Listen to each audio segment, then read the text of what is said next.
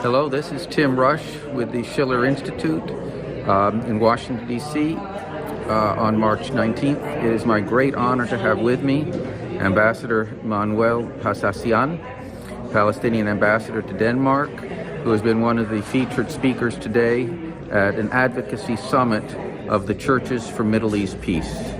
I want to ask Ambassador, thank you very much for joining me. It's my pleasure, sir. Wanted to ask you what message you brought to the Assembly today and how the recent events, horrific events, of the breakdown of the ceasefire and the renewed slaughter in Gaza, how to react to that and how to try to move forward despite this setback.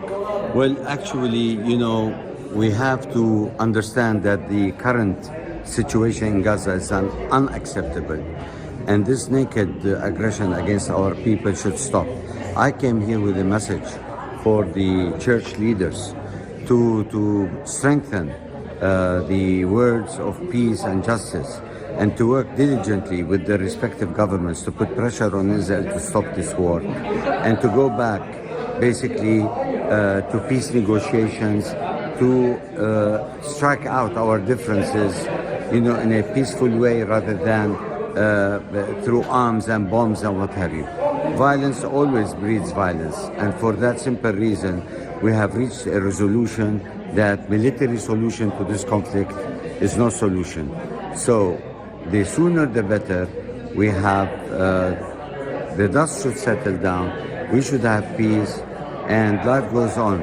And in order for people to prosper, basically we need to promote certain kind of policies that could be convenient for all parties, because that's the way you flourish, you advance, and you overcome political jingoism. And of course, since you are interviewing me from the Schiller Institute, I always talk about the Oasis plan, how it could play a very imperative role in bridging the gaps politically by more or less trying to focus on development, and by development we can overcome this narrow ideology perceptions that negate each other. So the synthesis movement in this is the fact that when we approach our conflict not only from a political conflict or cultural or religious conflict, but if we think as the glass is half full, we search for common grounds. After all, national interests, economic interests, bode well in trying to create political stability.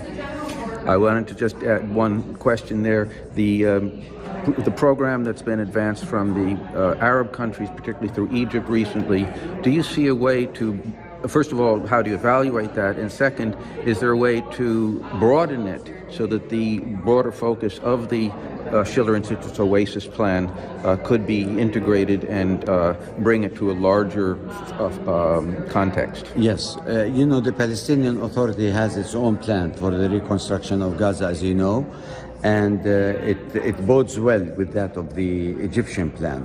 But we also believe that there should be an international dimension to the progress of development.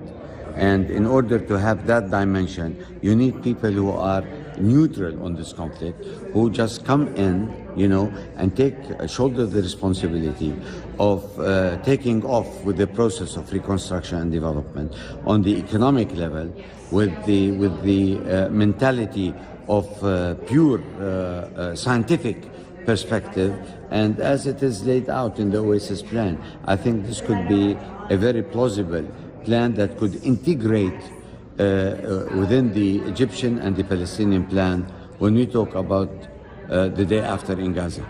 And therefore we could give that international dimension to it, where it becomes more legitimate, more acceptable by the international community, to see the international dimension being infused basically within this overall comprehensive plan of reconstruction that could be acceptable to all. And I don't think the Americans would object to that, neither the Europeans, because the Oasis plan has been spread all over Europe, And I myself, I have been participating in so many of your conferences and talking about this, whether in Denmark or in Palestine. I've done many interviews, and you are one of those who interviewed me from Copenhagen.